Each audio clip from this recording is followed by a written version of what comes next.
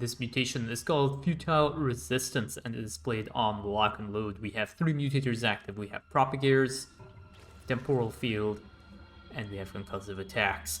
Dehaka, whose name happens to be Amon, will be soloing this mutation, so let us have a look at the masteries. We have a 20-10 split into the Devour Healing, Devour Buff Time Mastery, 3 points into the Primal Pack Leader Duration Mastery, and then we have 3 points into the Dehaka Slapping Speed Mastery here.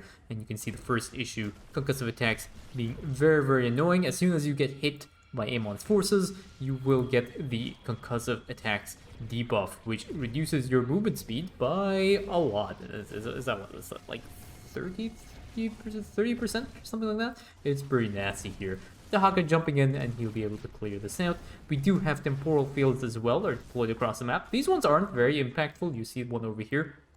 Heroic units that walk into the temporal fields will be slowed down. All other units will be put into a stasis where they can be hit by Amon's forces, including Propagators.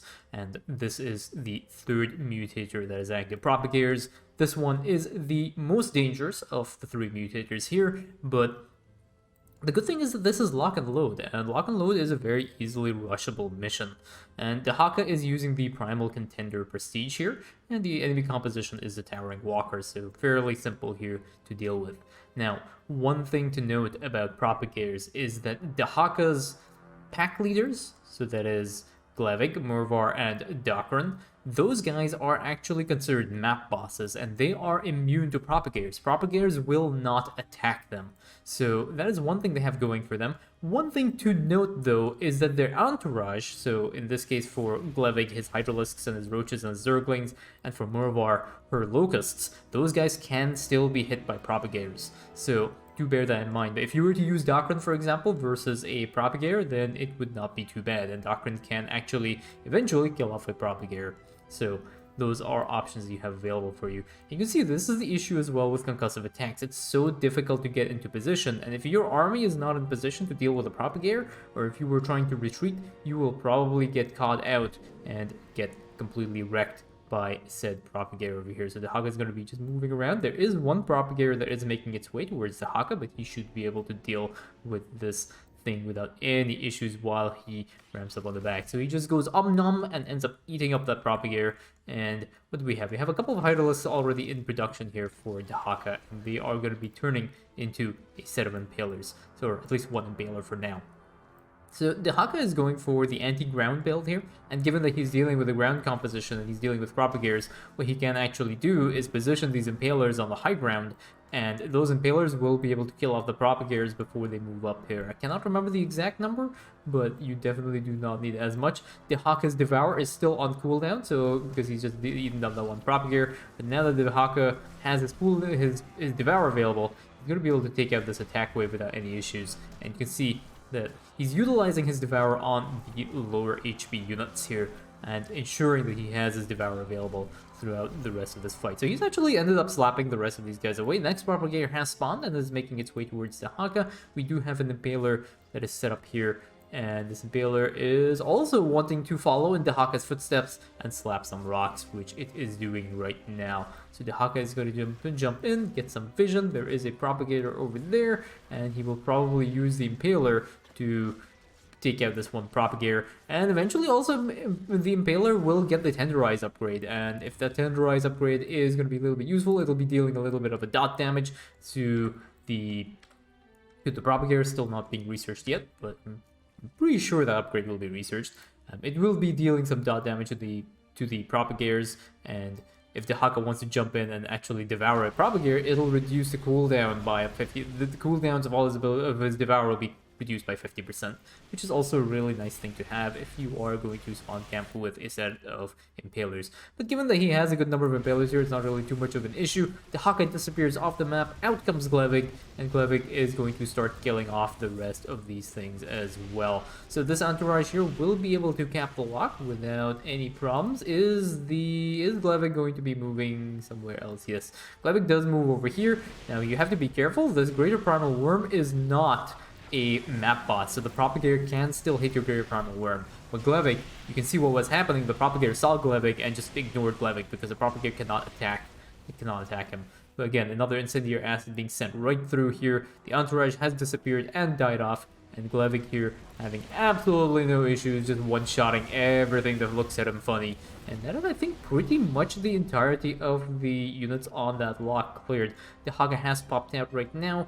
The next Propagator has spawned, and the next harass wave has spawned as well. So I think the Dehaka will probably go ahead and deal with this attack wave first, and the Impalers should be able to deal with the Propagator by themselves right now. So that should be fine. So we will just have a look here. I'm just gonna go over here. We have Morvar being used over here, and Propagator, oh, very, very close, but the Propagator has been killed off.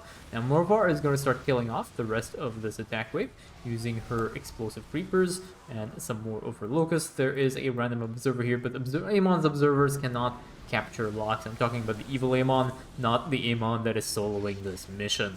So Morvar has cleared out this small enemy camp. I think Morvar will be moving up as well. You know that Morvar also can be hit by concussive attacks. Just because she is a map boss does not mean that she is immune to concussive attacks. It is only the Propagator attacks that make her very good at dealing with such a thing. The other thing as well is she has this little ability. I do not know what it's called. I forgot what it's called, but that does help also a little bit.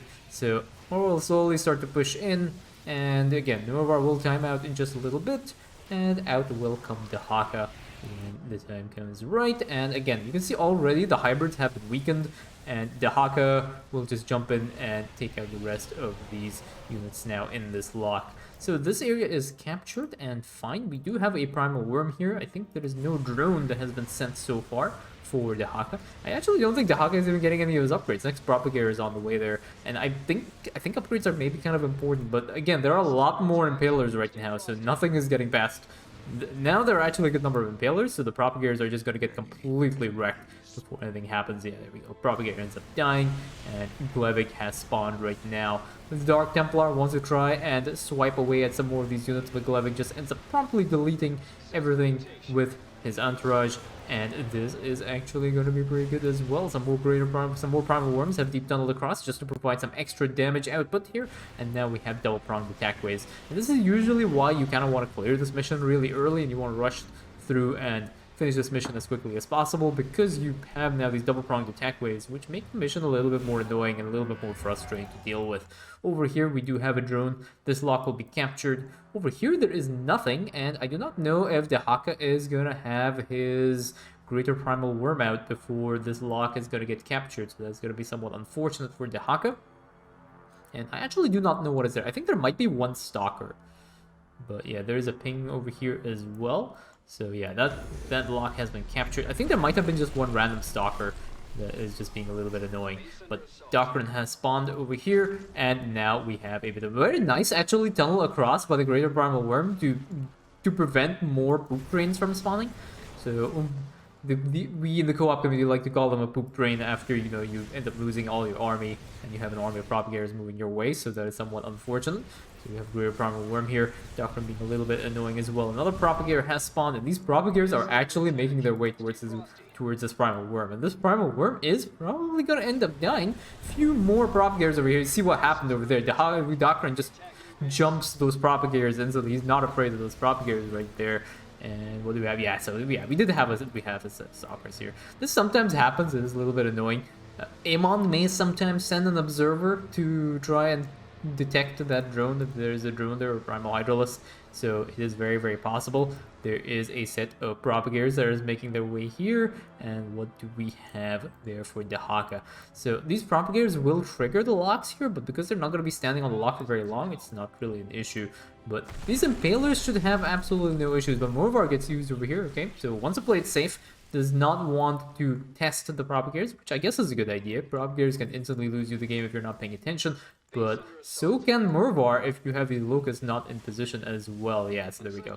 The Propagator ends up going down, and there are a few more Propagators making their way here, but these Propagators, again, are just going to be killed off by the Impalers one by one. Do note that Impalers are single target units. They are not like Lurkers, which deal damage in a straight line, so you need much fewer Lurkers to deal with a large number of Propagators than you would for Impalers. Impalers are single target damage units, so that is one thing to pay attention to as well. There is a lock over here. That lock gets captured by the Hydralisk. All these locks have actually been weakened by Dehaka's pack leader, so it should not be too bad. There is another attack wave that is making its way towards the central lock, but Dehaka is on the he's on the job right there. He's going to jump in and devour a very nice devour on these sentries, and those sentries just Dehaka creates a psionic fart, which instantly takes out the immortals over here. So Dehaka is going to cap this lock right here. And yeah, so there may be a few annoying stalkers, but this lock is pretty much captured. And Dehaka is just going to take out this last observer. A couple more propagators making their way here, but they'll be taken out by the lurkers. Some more lurkers being put down as well, which is really nice. A couple more propagators spawning. But again, I think Dehaka has pretty much locked down his ramp. Nothing is going to be getting through. And we have also some more of this, and yeah, and now you can see he's also getting his level 1 attack upgrade, so his level 1 attack upgrade is dealing a little bit more damage as well. Impaler damage goes up by 4, I want to say, or something like that. I think it's by 4 damage, and they're dealing more damage as well versus armored, so that does help. So final lock, we have Glevig. His entourage will be capping this lock as well, and I think that is pretty much it. So very solid solo, utilizing the power of the pack leaders because they are immune to propagators. They do not get attacked by them. So now Glevig is going to be jumping in, and he is going to take out this one last propagator here just by roasting it. And those are all the 5 locks on this map captured. No bonus objective, but don't go for the bonus objective when you're up against propagators. You're just kind of asking for trouble. Those are all the locks cleared, and that is GG.